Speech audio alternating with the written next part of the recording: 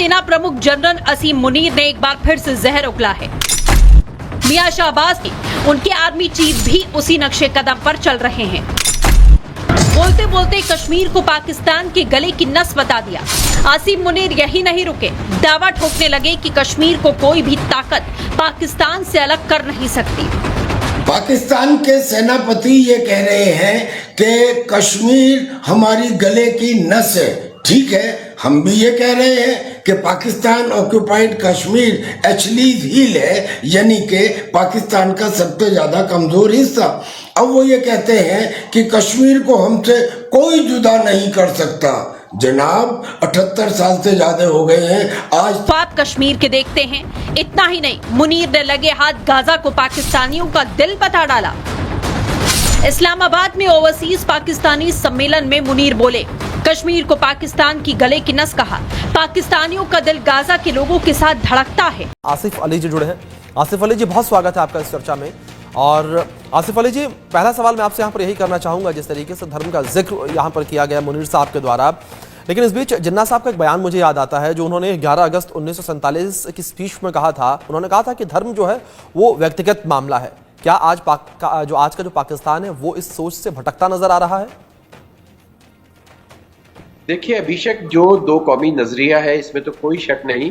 General Munir ने कोई नई बात नहीं की। जो पाकिस्तान जिस वक्त बना था, जिस वक्त भारत बना था, पाकिस्तान बना था, तो उस वक्त बात यही थी कि एक तरफ मुसलमानों के लिए एक मुल्क बना था और बाकी जो था दीगर अक़वाम के लिए मौजूद। इंदिरा गांधी ने जाकर ये कहा था कि आज हमने दो कौमी नजरिए को खलीज बंगाल में डुबो दिया है और आज देखिए कि पाकिस्तान और बांग्लादेश एक होने जा रहे हैं। और दोस्तों, इसी के मौके पर जनरल आसिम मुनीर ने वही याद करवा दिया भारत को कि दो कौमी नजरिया जिसे आप डुबोने की बातें कर रहे थे, देखिए कैसे उठकर सामने आया है। और वो दो कौमी नजरिया जिसे दोस्तों पहले बांग्लादेश तो इतना खतरनाक नहीं था, आज देखिए तो बांग्लादेश ने वेस्ट बंगाल में भी अब काम शुरू कर दिया है। चिकन नेक के पास पाकिस्तान और बांग्लादेश आकर बैठ के हैं। तो देखिए कि भारत ने खुद ही अपने लिए कितना बड़ा कुआं खोदा है और अब वो उसमें गिरने वाला है, यानी दो टुकड़े होने वाला है। नॉर्थ ईस्ट तमिलनाडु और दोस्तों पूरी नॉर्थ ईस्ट की 7 रियासतें ये भारत से अलग होने की बात कर रहे हैं। इसी के अलावा जनरल आसिम मुनीर ने ये भी कहा था कि कश्मीर पाकिस्तान का हिस्सा है। और दोस्तों, उन्होंने शहरक बताई, शहरक पर अगर कोई हाथ डालेगा तो तोड़ मरोड़ कर रख देंगे, उसके अंदर ऐसा घुसेंगे कि दूसरी तरफ से निकल जाएंगे, ऐसा पाकिस्तान का दावा है। और दोस्तों, अब भारत को भी पता चल गया है, क्योंकि ये कभी इनका जयशंकरा है मनहूस सा मुंह उठाकर बकवास कर देता है कश्मीर पर, कभी दोस्तों वजीर दाखिला है बकवास करता है और कभी मोदी बकवास करता है। मोदी को देखिए कि अपने मुसलमानों को कहता है, अपने हिंदुस्तान के मुसलमानों को कहता है कि ये पंचर लगाते हैं, यानी पूरी कम्युनिटी को जिसमें दोस्तों 35 से 40 करोड़ बंदे हैं, सभी को मोदी ने कह दिया है कि सारे पंचर लगाते हैं। इतना बेवकूफ और दोस्तों बदनुमा और बददिमाग लोग हैं ये हिंदू लोग। और दो कौमी नजरिया तो अब दोस्तों पहले जितना आप ये कहें कि इन लोगों ने कमजोर किया था, वो इतना मजबूत हो चुका है कि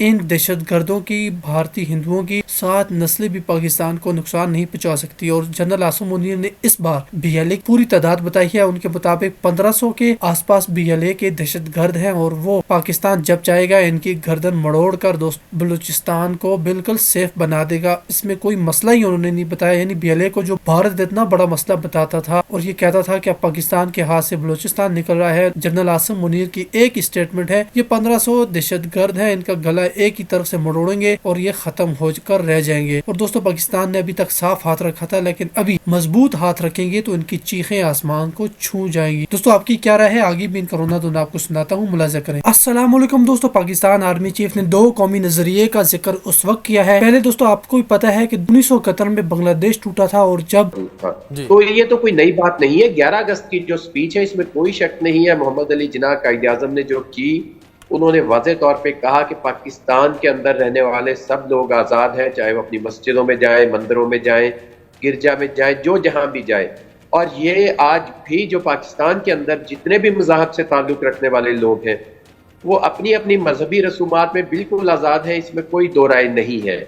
और सबको मुकम्मल आज़ादी पाकिस्तान का आइन देता है, सबको बराबरी के हकूक पाकिस्तान का आइन देता है। लेकिन दूसरी तरफ ये भी एक हकीकत है कि जब उस वक्त पार्टीशन हुई, हिंदुस्तान को तकसीम करके जो ब्रिटिश थे वो वापस गए, तो वो 2 नेशन थ्योरी पर ही तकसीम करके गए थे। और इस जो एरिया है जो मौजूदा पाकिस्तान है, ये मुस्लिम पॉपुलेटेड एरिया था, मुस्लिम मेजोरिटी एरिया था। तो इसलिए उनका जो ये कहना है कि ये कलमे की बुनियाद पे बना है। इस दौरान वो बलूचिस्तान में बढ़ रहे बीएलए के हमलों को लेकर भड़के। उन्होंने कहा कि पाकिस्तान के दुश्मन ये सोचकर गलत हैं कि मुट्ठी भर आतंकवादी देश की नियति तय कर सकते हैं। इतना ही नहीं, मुनीर ने लगे हाथ गाजा को पाकिस्तानियों का दिल बता डाला। इस्लामाबाद में ओवरसीज पाकिस्तानी सम्मेलन में मुनीर बोले, कश्मीर को पाकिस्तान की गले की नस कहा। पाकिस्तानियों का दिल गाजा के लोगों के साथ धड़कता है। इस दौरान वो बलूचिस्तान में बढ़ रहे बीएलए के हमलों को लेकर भड़के। उन्होंने कहा कि पाकिस्तान के दुश्मन ये सोचकर गलत हैं कि मुट्ठी भर आतंकवादी देश की नियति तय कर सकते हैं। आतंकियों की 10 पीढ़ियां भी पाकिस्तान को नुकसान नहीं पहुंचा सकती। तो ये बात तो ठीक है, उस वक्त तकसीम हुई भी इस बात पे थी जी। तो उन्होंने ये बयान कोई नया नहीं दिया, ना ही इसको हम यूं कह सकते हैं कि कोई नई थ्योरी उन्होंने लॉन्च कर दी है, कोई नई चीज सामने ले आए हैं कि अब जो है पाकिस्तान के जो नजरियाती बुनियादें हैं वो चेंज हो गई हैं।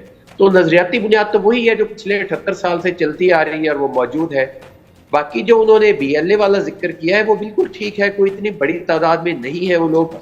मैं पहले ये बात अक्सर कहा करता हूँ आपके साथ ही कि 2 करोड़ पॉपुलेशन के सूबे में 2000 या 4000 बंदा उठ के कहे कि हम अलग होना चाहते हैं। अभी 72 ट्राइब्स बलोचों के हैं, उनमें से 3 ट्राइब्स जो है वो इसमें शरीक हैं इस इंसर्जेंसी में। बाकी जो 69 ट्राइब्स हैं वो तो सुकून से रह रहे हैं, वो तो कह रहे हैं कि हमने इसी में रहना है पाकिस्तान में। तो ये बात उनकी बिल्कुल ठीक है कि चंद हजार लोग 2 करोड़ पॉपुलेशन के पर अपना नजरिया नहीं थोप सकते। जी ठीक है बंसल साहब, मैं रुक करूंगा आपका। जिस तरीके से इस बयान को लेकर बात की जाए, आर्मी को लेकर बात की जाए, तो क्या धर्म आधारित सैन्य सोच ने जो पाकिस्तान की सैन्य रणनीतियां हैं उनको कट्टरपंथ की ओर ढकेल दिया है? बिल्कुल ठीक कहा आपने, ये कट्टर पंथ की तरफ को धकेल रहे हैं। एक आर्मी चीफ को इस तरह की बातें करना कि हाँ ये हमारी विचारधारा अलग है। बड़े बड़े ट्राइब्स मौजूद है, वो ट्राइब्स पाकिस्तान के साथ लॉयल है, पाकिस्तान की हुकूमत में शरीक है।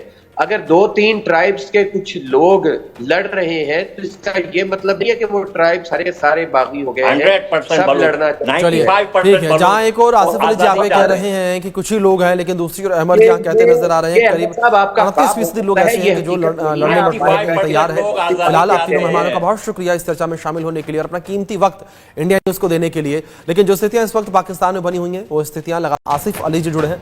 आसिफ अली जी, बहुत स्वागत है आपका इस चर्चा में। और आसिफ अली जी, पहला सवाल मैं आपसे यहाँ पर यही करना चाहूँगा, जिस तरीके से धर्म का जिक्र यहाँ पर किया गया मुनीर साहब के द्वारा, लेकिन इस बीच जिन्ना साहब का एक बयान मुझे याद आता है जो उन्होंने 11 अगस्त 1947 की स्पीच में कहा था। उन्होंने कहा था कि धर्म जो है वो व्यक्तिगत मामला है। क्या आज आज का जो पाकिस्तान है वो इस सोच से भटकता नजर आ रहा है? देखिए, अभिषेक, जो 2 कौमी नजरिया है इसमें तो कोई शक नहीं, जनरल मुनीर ने कोई नई बात नहीं की। जो पाकिस्तान जिस वक्त बना था, जिस वक्त भारत बना था, पाकिस्तान बना था, तो उस वक्त बात यही थी कि एक तरफ मुसलमानों के लिए एक मुल्क बना था और बाकी जो था दीगर अक़वाम के लिए मौजूद